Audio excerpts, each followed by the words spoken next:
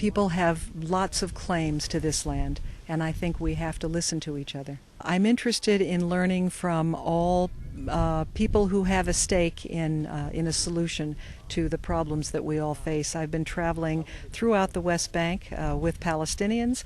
I've gone to a lot of locations in Area C and seen terrible discrimination against Palestinians in their towns in Area C. I've come here to see what is going on with the activity of settlements such as this one. I'm impressed with some of the positive steps that have been made in the settlements I've gone to. I'm also hoping that people here will take a look at the horrible oppression and discrimination that's occurring in other parts of Area C against Palestinians. We should all work together and try to bring it to an end. I don't know which settlers will stay, which will leave. I don't know if everybody will stay in place. I want to see justice, and I also want to see peace. Sometimes it's an eye-opener, but when it's with someone like this who's really coming from the core organizations of the left, I don't believe that you're trying to really change her opinion. I think that what we're trying to do is to pull the rug out from under them. They're here claiming that the occupation is bad, and they're claiming that the settlements are in some way causing disadvantage to the Arab population in this area and so forth.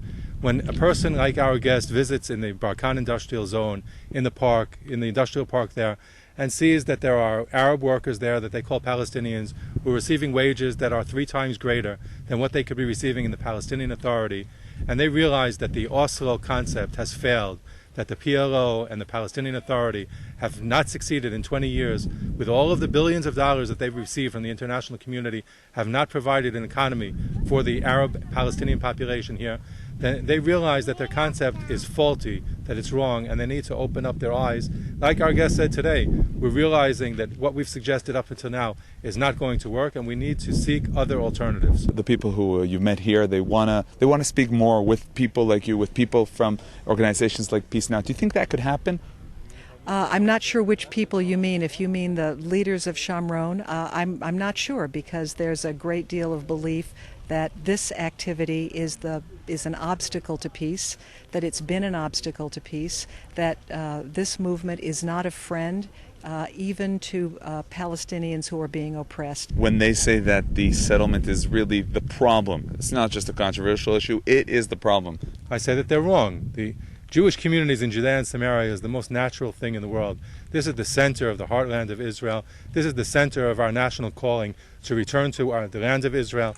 And the base of all of the claim for the Jewish people to the land of Israel, including the people in Tel Aviv and Haifa and Kiryat Shmona, is all based on our historical biblical claim to the heartland of Israel, which is here in the Samaria. I think that settlements are a source of the problem, because settlements are the part of the reason that there's been a land grab, taking more and more land that historically and rightly should belong to Palestinians. What we're doing with the informational tours of the Shomron is responding to attacks that are on Israel. All of the attacks on Israel are focused in Judea and Samaria.